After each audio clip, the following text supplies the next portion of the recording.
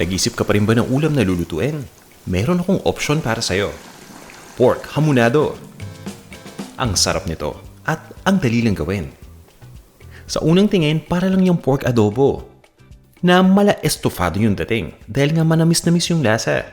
Pwede rin natin itong i-compare sa pork humba. Lahat ng yan masasarap pero may kanya-kanyang unique na flavor, di ba?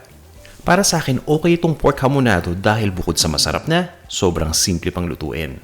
Nilagay ko nga pala sa description ng video yung listahan ng mga ingredients. At kung gusto nyo naman ng kumpletong recipe, bumisita lang kayo sa panlasangpinoy.com at isearch nyo lang ang pork hamonado. Inumpisahan ko lang ito sa pamamagitan ng bahagyang pagluto sa pork. Pinirito ko lang yan hanggang sa mag-brown na yung dalawang sides nito. Konting mantika lang yung kailangan natin dyan. Ang importante lang, mainit muna mabuti yung mantika bago ninyo ilagay yung pork. Makakatulong yan para hindi dumikit yung pork dito sa lutuan, lalong-lalo na kapag hindi non-stick yung gamit ninyo. Pagdating nga pala dito sa pork, ang gamit nating cut ay liempo o yung pork belly. Hiniwa ko lang yan ng mga 3.5 to 4 inches yung haba. Pagdating naman sa kapal, mga 1 cm lang. Ninipisan ko yan para mas mabilis na maluto yung pork at mas madali ding palambutin. Aside from pork belly, pwede rin ninyong gamitin itong recipe na to with other cuts ng pork. Katulad na lang ng pork shoulder or ng kasim at ng pork chop. Basta lang nahiwa ninyo ng maninipis yung mga yan. Ito na yung magiging itsura niyan pagkatapos maiprito ng 2 minutes. Naka-high heat lang dapat tayo palagi. Ibaliktad nyo lang muna itong pork, tapos gawin din niyo yung same step dun pa sa kabilang side. Ang importante dito, maging magkapareho ng kulay yung dalawang sides nitong pork. So yung 2-minute na guidance na sinabi ko kanina, maaaring magkakaiba tayo ng resulta. Ang importante lang, maging ganyan yung itsura ng pork bago natin tanggalin sa lutuan. So yung 2 minutes na yan, maaaring less than 2 minutes or maging more than 2 minutes. Kung napansin niyo, habang piniprito yung pork, mas dumadami yung mantika. Na-extra kasi natin yung mantika galing sa taba nitong liempo. But don't worry guys dahil yung mga mantika na yan, hindi naman natin gagamitin mamaya. Kung baga ipaghihiwalay natin yan.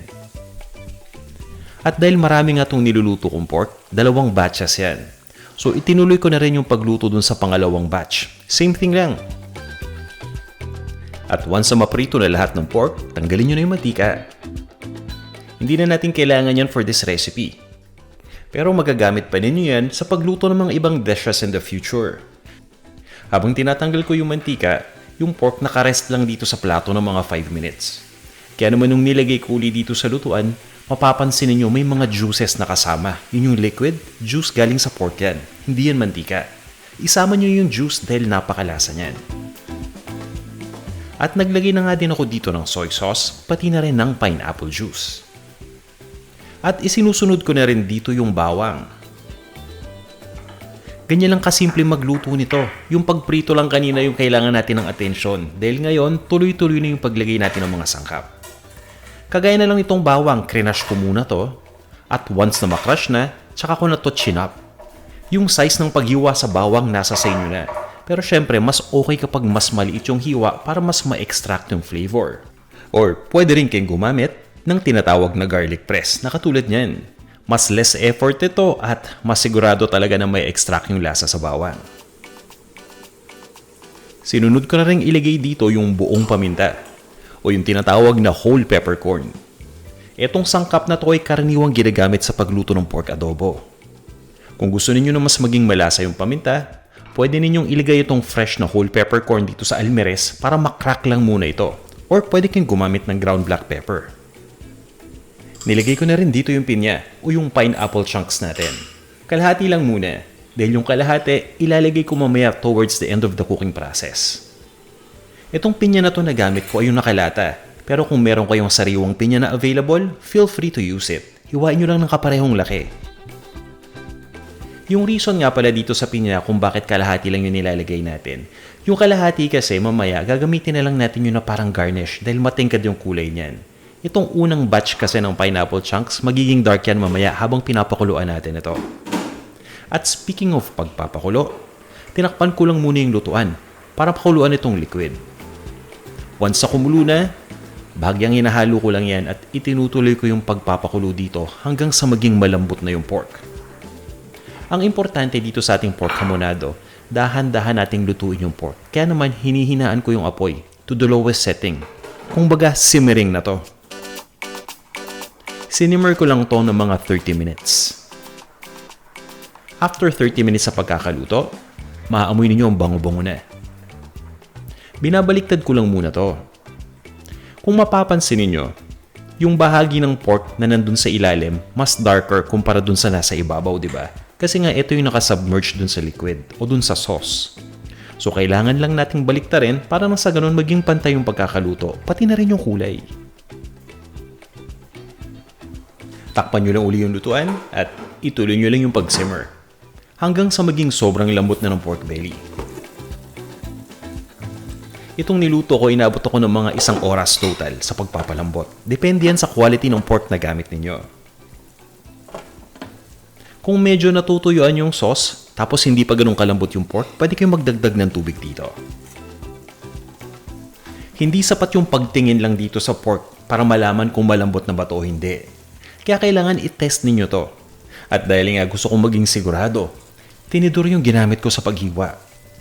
Kung walang ka-effort yung paghiwa mo gamit sa tinidor, alam mo na malambot to. Nilagay ko na rin dito yung asukal. Ang gamit ko ay brown sugar o yung tinatawag natin na asukal na pula. Pag sinabi kasi nating pork hamonado, matamis talaga tong dish na to. Para dun sa mga hindi masyadong mahilig sa matatamis na dishes, ay suggest na subukan nyo muna yung konting asukal. May mga tao talaga na ayaw maglagay ng asukal sa pagluluto.